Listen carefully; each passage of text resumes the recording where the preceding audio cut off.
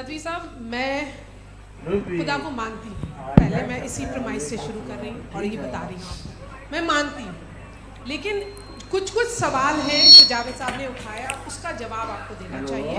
पहला सवाल ये कि गज़ा में सालों से छोटे बच्चे मर रहे हैं, वो उनको अगर खुदा मर्सीफुल है, हम मानते हैं कि अल्लाह ताला में बहुत ताकत है, तो वो बच्चे क्यों मर रहे हैं। दूसरी बात ये कि अगर कंटिजेंसी की जो आप बात करते हैं, पूरे मुस्लिम ममालिक मिल करके भी उन गज़ा के बच्चों को क्यों नहीं बचा पा रहे हैं, क्योंकि अगर वो चाहते, क्योंकि अल्लाह ताला उन पर हुकूमत करते हैं, सब पर हुकूमत करते हैं, तो वो उनको क्यों नहीं बचा। जी, थैंक यू वेरी मच।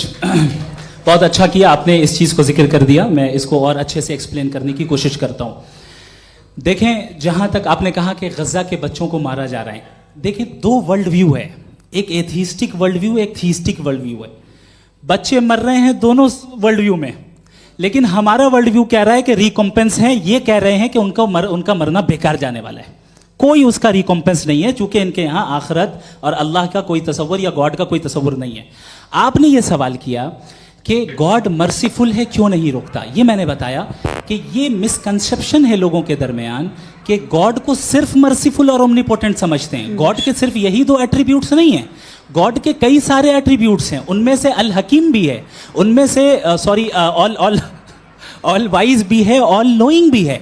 लिहाजा अगर इस दुनिया में किसी को तकलीफ आ रही है और गॉड उसको नहीं रोक रहा है, वो इसलिए नहीं रोक रहा है चूंकि इंसानों को फ्री विल दिया गया है। ठीक इसी तरीके से अगर एक डॉक्टर किसी छोटे बच्चे को इंजेक्शन लगा रहा है, उसे तकलीफ पहुंच रही है, उसके लिमिटेड पर्सपेक्टिव के एतबार से ये गलत हो रहा है और डॉक्टर बुरा है। लेकिन जब आप ब्रॉडर पिक्चर को देखेंगी, आपके और हमारे पास सिर्फ एक पिक्सल है, हमें इतना नजर आ रहा है कि गज़ा में कत्ल हो रहा है, लेकिन इसके पीछे कितना रिकॉम्पेंस उनको मिलने वाला है, पूरा पिक्चर गॉड के पास है।